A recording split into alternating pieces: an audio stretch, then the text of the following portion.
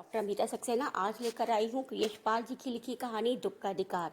यह कहानी एक सामाजिक समस्या पर बनाई गई है। यह कहानी हमें बताती है वो सामाजिक संदेश जिसे हम याद करते हैं रोज, लेकिन भूल जाना चाहते हैं। हमारे कपड़े बताते हैं कि हम किस वर्ग से हैं, किस श्रेणी में हैं। बस इंसानों को श्रेणियों में बांट देते हैं। जैसे कि अगर आपने बुर्का पहना है तो आप मुस्लिम हो, अगर आपने फटे हुए कपड़े पहने हैं तो आप गरीब घर की हो, अगर माथे पर टीका लगाया है तो आप हिंदू हो। तो इस समय बात की जा रही है वस्त्रों की। यहाँ पर लेखक एक बाजार में जाता है, देखता है एक बूढ़ी औरत फटे हुए कपड़े पहनकर बैठी है। अब उसके दिमाग में पहली बात क्या आती है, अगर कोई औरत फटे हुए कपड़े पहने, गंदे कपड़े पहने बैठी है तो वो मजदूरन होगी, भिखारन होगी, सब्जी बेचने वाली होगी, मतलब निम्न श्रेणी की होगी। इसका मतलब ये नहीं कि उनका काम निम्न है, हमारी सोच नीच बन चुकी है। हम लोग सोचते हैं जो छोटे काम कर रहा है वो छोटा है, लेकिन ऐसा बिल्कुल नहीं है। छोटा काम भी उतना ही ज़्यादा महत्वपूर्ण है जितना बड़ा। बात करते हैं सामाजिक सोच की। लेखक देखता है कि बुढ़िया खरबूजे बेचने बैठी है और बाजार में चारों तरफ दुकानदार उसके बारे में बातें कर रहे हैं। खरबूजे बेचने तो वो बाजार में आ गई।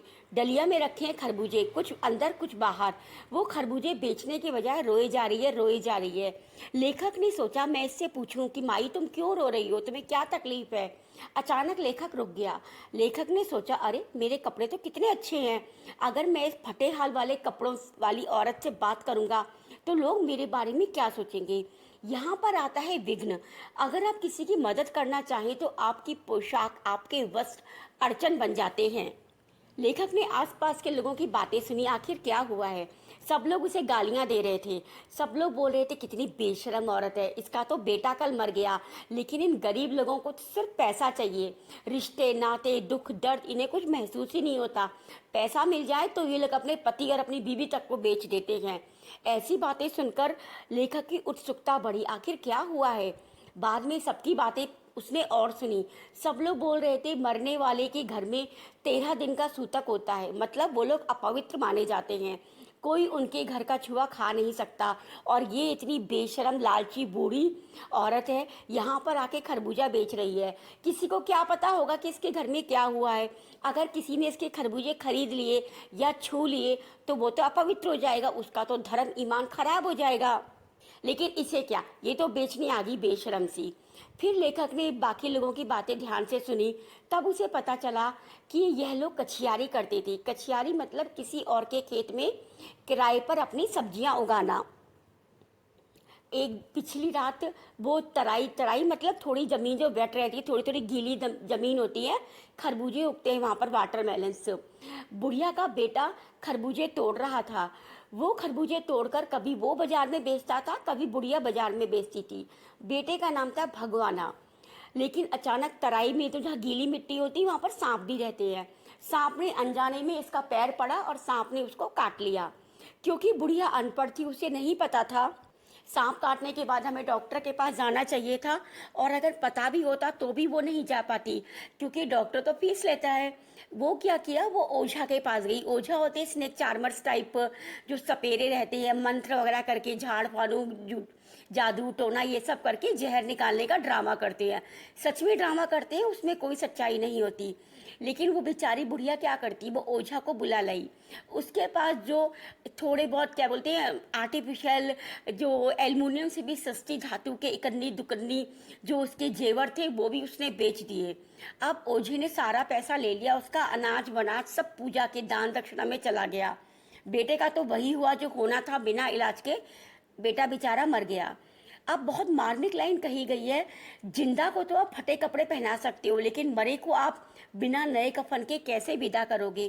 कफन का अर्थ होता है डेड बॉडी, लाश के ऊपर हम जो नया कपड़ा डालते हैं सफ़ेद रंग का, उसे खरीदने के लिए उसके पास जो बचे कुचे इकन्नी दुकन्नी थी, पुराने ज़माने में रुपयों की जो छोटी छोटी यूनिट्स होती थी, इकन्नी दुकन्नी, 4 आने 8 आने, जो उसके पास थे वो भी बिक गए।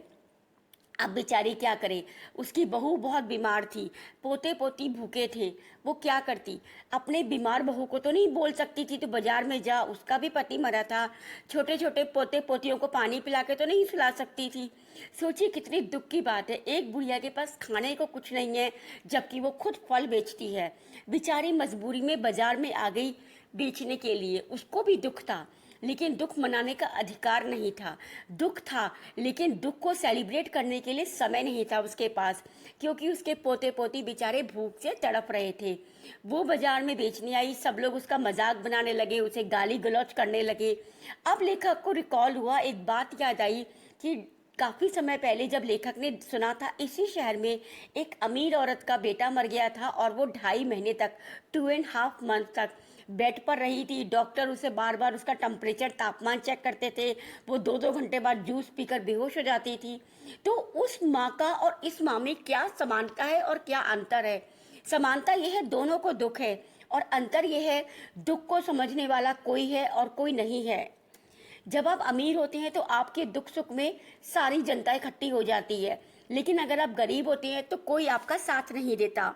यही हुआ। अब लेखक को एहसास हुआ, अमीर औरत के दुख में पूरा शहर उसके साथ था, और गरीब औरत के दुख में, क्योंकि वो पोते पोतियों का पेट भरना चाहती थी, वो बाजार में आ गई। अगर वो घर बैठ के रोती रहती, उसका भी मन था रोने का, अगर वो घर बैठ के रोती रहती तो उसका पेट कैसे भरता, उसके पोते पोती बेचारे भूख से मर नहीं जाते। तो दुख तो सबको होता है, चाहे अमीर हो या गरीब हो, लेकिन दुख मनाने का अधिकार सिर्फ अमीरों के पास ही क्यों है? क्यों हम ऐसा कुछ नहीं करते कि हमारे गरीब अगर दुख में है तो हम उन्हें सांत्वना दे, हम उन्हें 2 वक्त का खाना दे, एटलीस्ट कुछ दिन तक। और अगर हम कुछ नहीं दे सकते, कम से कम उन्हें मानसिक यातना, मेंटल टॉर्चर तो ना करें। ये बातें हैं इस कहानी का संदेश, हमें सच्चे दिल से इसको समझना होगा।